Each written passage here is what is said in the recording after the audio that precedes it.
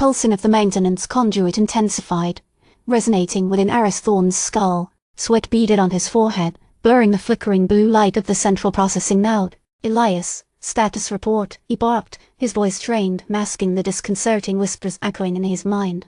Elias, pale and trembling, fumbled with his console. "Sir, the signal is fluctuating wildly. I'm trying to stabilize it, but the node's defenses are complex. They're actively resisting air intrusion."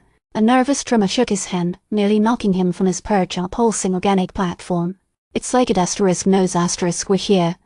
"Keep at it," Thorne snapped, though a chilling certainty settled within him. He wasn't just disrupting a system, he was provoking something.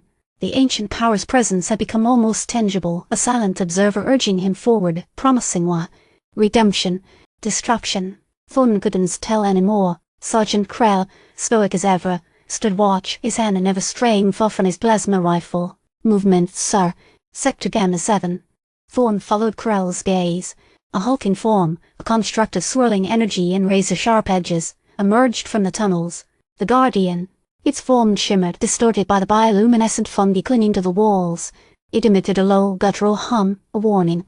"It's sitting impatient," Thorne murmured, more to himself than to Krell. He raised his hand, halting the sergeant's instinct to engage. "Let's see what it wants." The Guardian floated closer, its form solidifying, coalescing into a vaguely humanoid shape. A voice not spoken but projected directly into Thorne's mind, echoed with cold authority. "You trespass. You'll interfere. Cease your actions, or face the consequences. We're trying to help," Thorne responded, attempting to project a tone of reason, though the effort felt hollow even to his own ears. He knew the Guardian wouldn't understand. It was a tool, an enforcer bound to the ancient power's will. The Guardian's form pulsed with a surge of energy. "Your help disrupts the balance. The cycle must continue." It gestured, with a shimmering appendage towards the crystalline pods lining the cavern walls. "They are where they belong. Leave them." Thorne's gaze lingered on the pods. Within each, a humanoid figure floated in suspended animation, a grotesque fusion of human and something alien. The faces were twisted in expressions of silent agony. He felt the ancient power surging again, a sigh of some promising revelation, promising power. "Destroy them, it seemed to whisper. "Release what is bound, Negative, Thorne said, his voice firm despite the tremor in his hands. He turned to Elias. "Override the pod containment fields. All of them." Elias's eyes widened. "Sir, are you sure? Those fields are incredibly powerful. Disabling them could—" "Just do it, Elias." Thorne snapped, the ancient power's influence momentarily overshadowed by a surge of his own will. With trembling fingers, Elias initiated the override sequence.